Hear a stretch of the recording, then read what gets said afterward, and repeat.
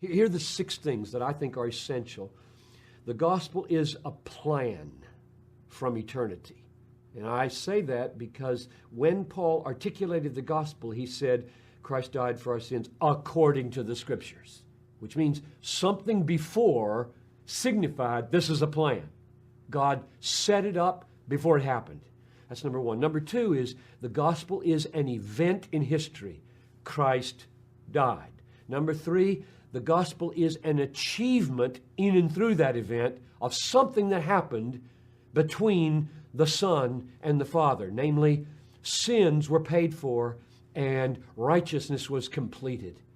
This was an obedience unto death, and therefore a perfect obedience was achieved and a perfect guilt offering was paid.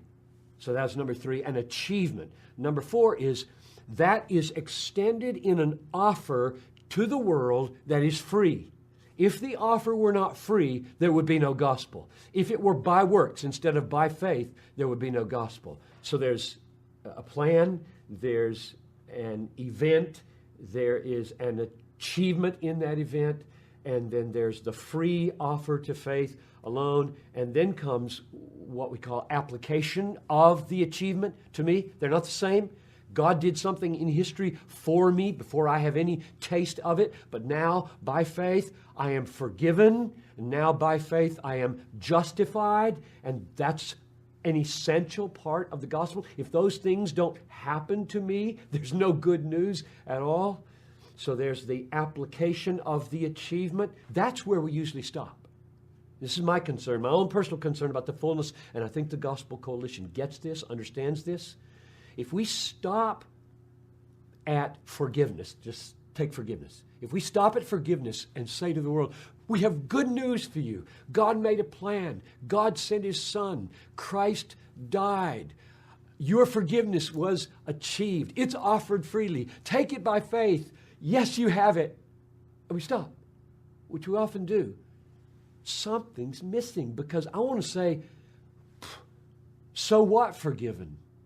And a lot of people might answer, well, I don't like a guilty conscience, or I don't like going to hell, or my family might be better if I could live as a forgiven person instead of a guilty person.